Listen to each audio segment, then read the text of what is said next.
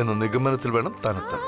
എന്നാലേ ഞാൻ എത്തിയിരിക്കുന്നത് അസുഖക്കാരിയായ തന്റെ ഭാര്യയുടെ അടുത്ത് അമിതമായി സ്നേഹം അഭിനയിക്കുന്ന ഒരു ഭർത്താവാണ് എന്റെ മുന്നിൽ നിൽക്കുന്നത് എന്ന്.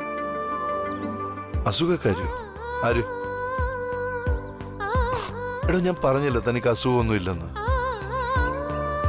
ആ, മുൻപുണ്ടായിരുന്നു എന്നോട്. എന്നോട് മാത്രം ഭ്രാന്ത് പിടിച്ച ഒരു തരം സ്നേഹം. ആ ഭ്രാന്ത് ഇപ്പൊ കുറഞ്ഞു തുടങ്ങിയോ എന്നെനിക്ക് ചെറിയ സംശയമുണ്ട്. എന്നാലേ ആ ഭ്രാന്ത് ഇപ്പോഴും അവിടെ തന്നെ ഉണ്ട്, ലെവലേഷൻ കുറയാതെ. ശരിക്കും? ശരിക്കും.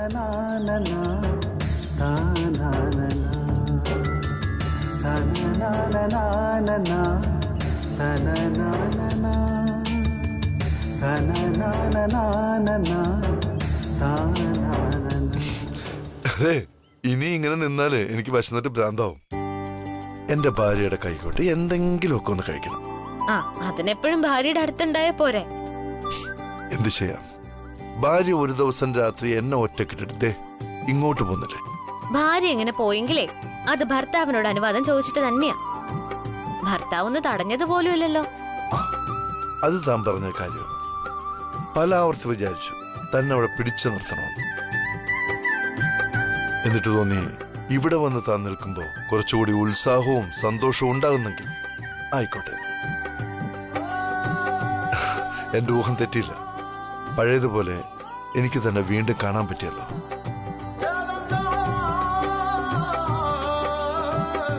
അത് മാത്രമല്ല, എനിക്കിപ്പോ തോന്നുന്നു നമുക്ക് രണ്ടാൾക്കും പറ്റിയത് ഇതുപോലൊരു കുഞ്ഞു വീട്.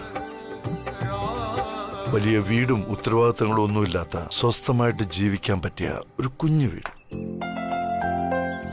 അവിടെ നമ്മൾ രണ്ടാളും മാത്രം, നീയും ഞാനും. നല്ല മൂഡിലാണല്ലോ രാവിലെ തന്നെ.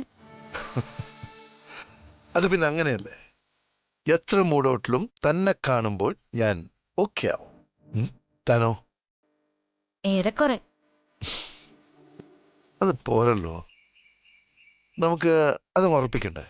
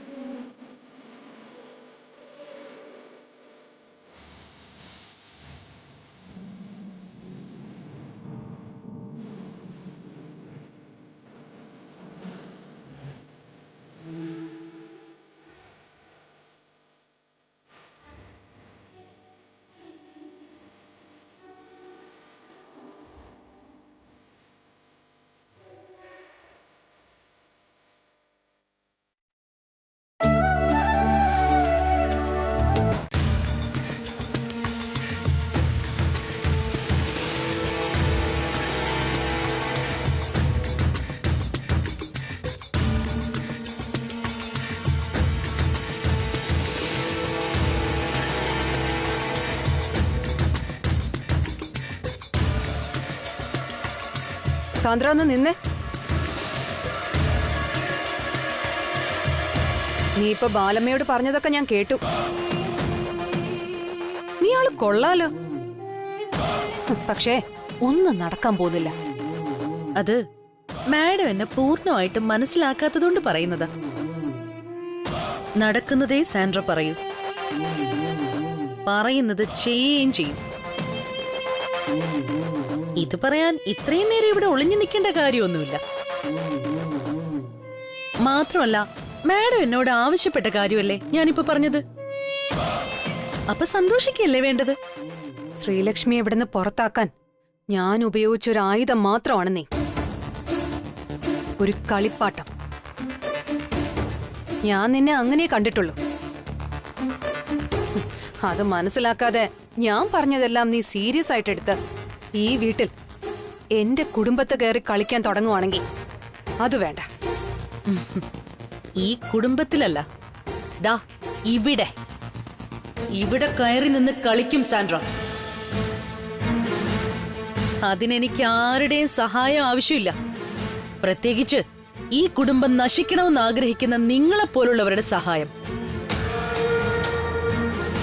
ആരാണ് കളിപ്പാട്ടമെന്ന് കളി തുടങ്ങുമ്പോൾ മനസ്സിലാവും. മനസ്സിലാക്കി തരാൻ ഞാൻ. എന്റെ ആഗ്രഹത്തിന്റെയും ലക്ഷ്യങ്ങളുടെയും അളവുകോൽ നീ എടുക്കണ്ട. ഓഹോ, ഇതിനായിരുന്നല്ലേ നീ എന്റെ മുന്നിൽ നല്ല പിള്ള ചമഞ്ഞ് നടന്നത്? അതെ, അത് തന്നെയായിരുന്നു എന്റെ മനസ്സിൽ.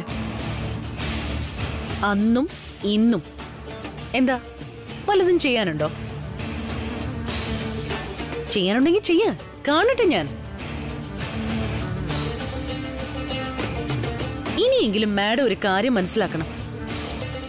ആജ്ഞാനുവർത്തികളായിട്ട് നിൽക്കുന്നവര് ജന്മനാ അടിമകളാണെന്ന് കരുതരുത്. അവർക്കും വ്യക്തിത്വവും കരുത്തും ബുദ്ധിയും പകയും എല്ലാം ഉണ്ട്. അഥവാ പുറത്തെടുക്കുമ്പോ യജമാനത്തികളും മേലാളന്മാരും എല്ലാം അവരുടെ കാൽ കീഴിലാവും. അതുകൊണ്ട് പറയാ, ഇവിടെ ഇപ്പൊ മാഡം വിചാരിച്ച ഒന്നും നടക്കാൻ പോകുന്നില്ല. നാടൻ ഭാഷയിൽ പറഞ്ഞ, നീ വിചാരിച്ച ഇവിടെ ഒരു പുല്ലും നടക്കാൻ പോകുന്നില്ല എന്ന്.